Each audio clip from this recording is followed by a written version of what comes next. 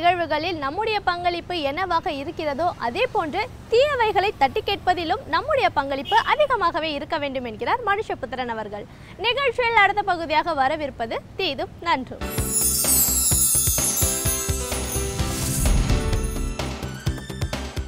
வணக்கம் நண்பர்களே, இன்னும் ஒரு இனிய காலை பொழுதில் தீதும் நன்றும் நிகழ்ச்சியில் உங்களை சந்திப்பதில் மிக்க மகிழ்ச்சி அடைகிறேன்.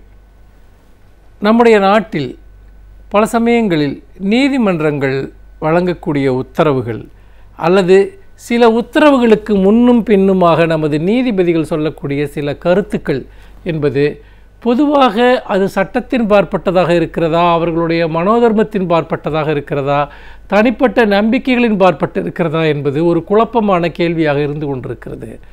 சில சமயங்களில் நமது மாண்புமிகு நீதிபதி அவர்கள் சொல்லக்கூடிய சில கருத்துக்கள் என்பது அதிர்ச்சியூட்டுவதாகவும் ஏற்க முடியாதாகவும் இருப்பதை நடைமுறையில் நாம் பார்க்கிறோம்.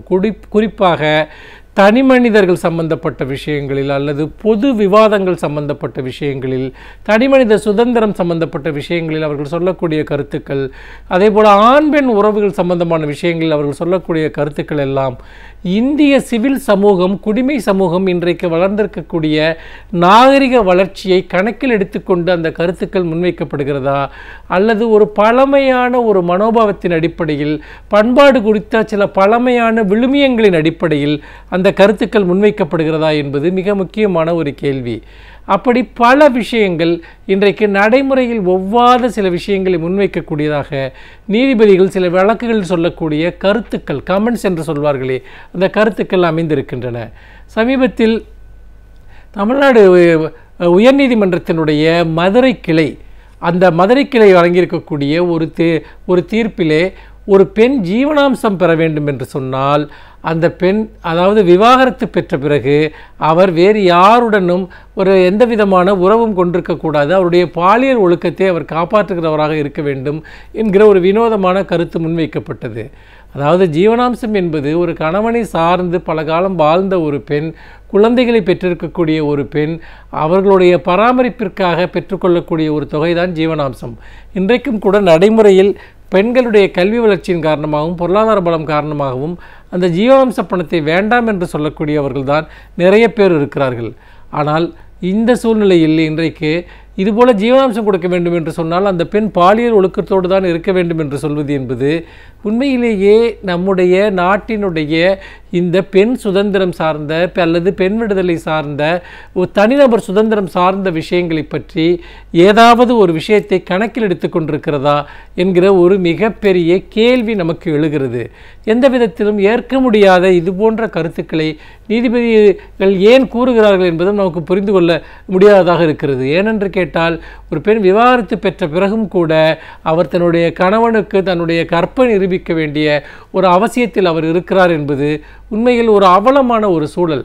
அந்த பெண் வேறொருவரை திருமணம் செய்து கொண்டு விட்டு வேறொரு வாழ்க்கைக்குள் சென்று விட்டார், அப்பொழுது நாங்கள் ஜீவனாம்சத்தை மறுக்கிறோம் என்று விவாதித்தால் கூட அதில் ஒரு அர்த்தம் இருக்கிறது. ஆனால் அப்படி இல்லாத ஒரு சூழ்நிலையில் இப்படிப்பட்ட விஷயங்களை அடிப்படையாக வைத்துக்கொண்டு இதுபோன்ற விஷயங்களை அணுகுவது என்பது பல சமயங்களில் நீதித்துறையினுடைய மாண்புகளை கூட கேலிக்கூத்தாக்கிவிடும் என்று எனக்கு தோன்றுகிறது. அதே போல் இன்னொரு விஷயம், இது இன்னும் வேடிக்கையானது. அதாவது பொதுவாக குழந்தைகளை அரசு பள்ளிகளில் சேர்க்க வேண்டும், அரசு பள்ளிகள் வளர்த்தெடுக்கப்பட வேண்டும் என்பது ஒரு நல்ல கருத்து.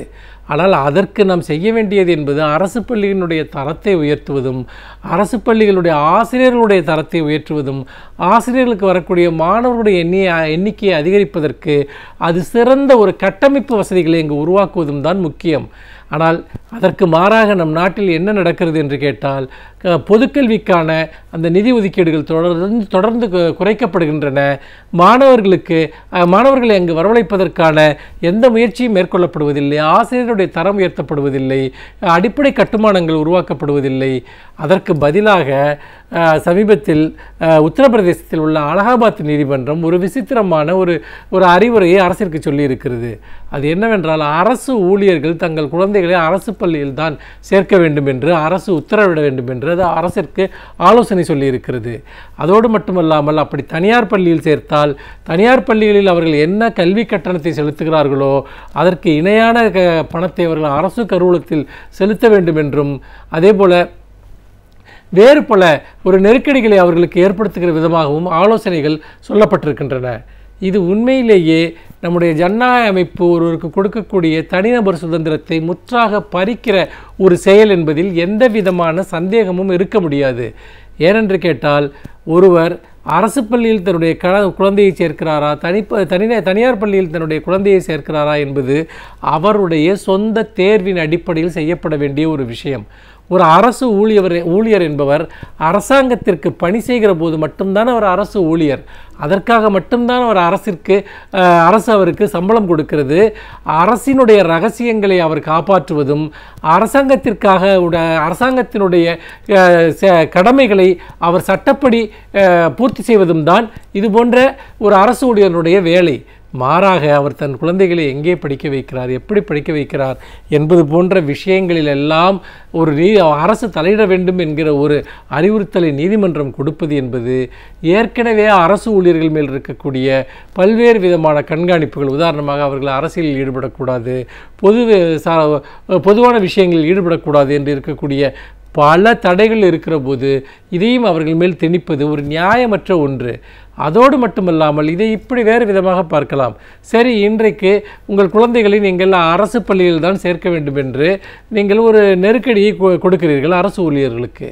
நாளைக்கு உங்கள் வீட்டில் அவரோ அல்லது அவருடைய உறவினர்களோ குழந்தைகளோ நோய்வாய்ப்பட்டால் அவர்களை அரசு மருத்துவமனையில் தான் சேர்க்க வேண்டும் என்று நீங்கள் நிர்பந்தம் கொடுப்பீர்களா?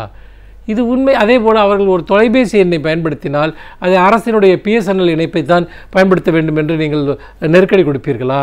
ஏனென்றால் இன்றைக்கு எல்லா துறைகளிலுமே அரசாங்கம் இருந்து கொண்டிருக்கிறது. அவர் ஏதாவது ஒரு விடுதியில் தங்க வேண்டும் என்றால் அது தமிழ்நாடு ஹோட்டலில் தான் போய் தங்க வேண்டும் என்று நீங்கள் சொல்வீர்களா? அல்லது அரசாங்கம் சார்ந்த ஏதாவது ஒரு ஹோட்டலில் தான் போய் தங்க வேண்டும் என்று நீங்கள் சொல்வீர்களா? இப்படியாக யோசித்து பார்க்கிற போது அரசு பள்ளிகளில் அரசு ஊழியர்கள் தங்கள் குழந்தைகளை சேர்ப்பதனாலேயே அரசு பள்ளிகளினுடைய தரம் உயர்ந்துவிடும் என்று நம்பினால் அதைவிட ஒரு கற்பனை வேறு எதுவுமே இருக்க முடியாது. ஆனால் ஏன் நீதிமன்றங்கள் இது போன்ற யோசனைகளை பல்வேறு வழக்குகளில் சொல்கின்றன என்பதை நாம் பார்க்க வேண்டியிருக்கிறது. உதாரணமாக சிறிது காலத்திற்கு முன்பு அந்த ஹெல்மெட் பிரச்சனை என்பது ஒரு மிகப்பெரிய பிரச்சனையாக உருவானது. இன்றைக்கும் அது ஒரு பெரிய பிரச்சனையாக இருந்து கொண்டிருக்கிறது. அதே போல் வாகனங்களில் வேக கட்டுப்பாட்டு கருவிகளை பொருத்த வேண்டும் என்கிற ஒரு யோசனையையும் இன்றைக்கு நீதிமன்றம் தமிழக அரசிற்கு சொல்லியிருக்கிறது. சாலைகளில் விபத்துகள் ஏற்படுவதற்கு முக்கியமான காரணம் வாகனங்களினுடைய பெருக்கமும் போதுமான சாலை வசதிகள் இல்லாததும் குடித்துவிட்டு வண்டி ஓட்டுவதும் தான் முக்கியமான காரணம். ஆனால் இதையெல்லாம் சரி செய்வது என்பது அரசினுடைய கொள்கை முடிவுகளை மாற்றுவது, சாலை வசதிகளை பெருக்குவதற்கு நிதி ஒதுக்கீடுகள் செய்வது, சாலை பாதுகாப்புக்கு போதுமான வசதிகளை செய்வது என்பதோடு தொடர்புடையது. இது எதையுமே செய்யாமல் தனி மனிதர்களை தொடர்ந்து நிர்பந்திப்பதன் வழியாக மாறுதல்களை கொண்டு வரலாம் என்று நினைப்பது என்பது ஒரு நியாயமற்ற செயல். அரசினுடைய கொள்கைகளும் தனிநபர்களுடைய விருப்பங்களும் ஒன்று சேர்ந்து செல்கிற போது மட்டும்தான் ஒரு அமைப்பில் உண்மையான மாறுதல்கள் வரும். அப்படிப்பட்ட மாறுதல்களை நோக்கி நீதிமன்றங்கள் அறிவுறுத்த வேண்டும். பல சமயங்களில் நீதிமன்றங்கள் தனிநபர்களின் மீது நெருக்கடிகளை ஏற்படுத்துவதைப் போல அரசுகளுக்கு நெருக்கடிகளை ஏற்படுத்துவதில்லை. அரசின் கொள்கை சார்ந்த முடிவுகளில் அவை குறுக்கிட விரும்புவதில்லை.